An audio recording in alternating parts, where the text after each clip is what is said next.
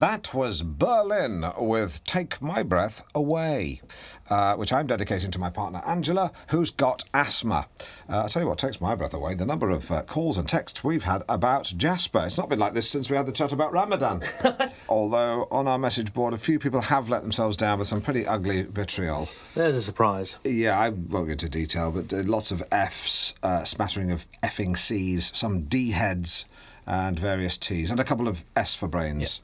Yep. OK. Right. Time once again for... Shut up! Time once again... 1,000 apologies. ...for our local hero of the week. Sponsored by Benson and Hedges. And you'll remember last week it went to Andy Deacon, a father of three who was on a school roof retrieving a football and found the body of a cat, which he returned to its owner very thoughtfully in a silk-lined shoebox. Once again, you've been calling with your tales of public spirit, heroism and daring do. I'm sure it's what Alexander Graham Bell had in mind when he invented the telephone. Good humour.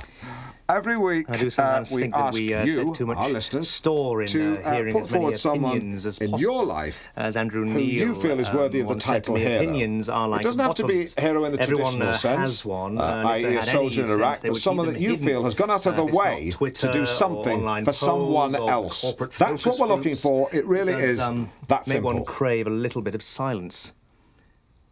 Unbelievable. Hello, June. Hello?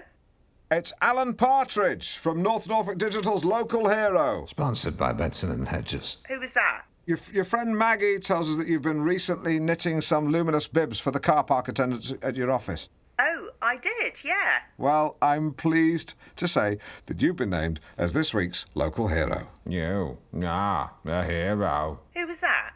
By way of a prize, you should be able to see a man outside dressed as a clown with £100 cash in his pocket. Oh. Is he smoking a cigarette? He might be. Simon, who'd be your local hero?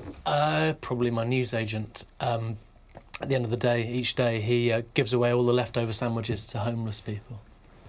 That's a hero. He's a hero. He's a hero. What about you, Jasper? Oh, no, I couldn't possibly comment. Oh, go on.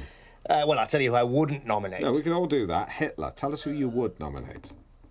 Well, I've always admired... Not someone who works in the media or London. Yeah, God forbid. Making one of them a hero would be like Don't do one of those. Just tell us who's your hero. Well, there was a history teacher at my school, Mr. Rigg. No, So he'd be my... Sorry. No, you were saying. No, please, do go on, I insist. Just he'd be... he didn't have to take me under his wing, and he did. And he was very kind to me when I was vulnerable, and I miss him. I don't mind saying that. You should talk more like that, because when you did, you can see in your face that deep down you're a cracking fella. Thank you. Forget about it. Forget about it. Love that. OK, time for some music. Here's a chap who's permanently high while his mates sell blubber for cash. It's Bob Marley and the Wailers.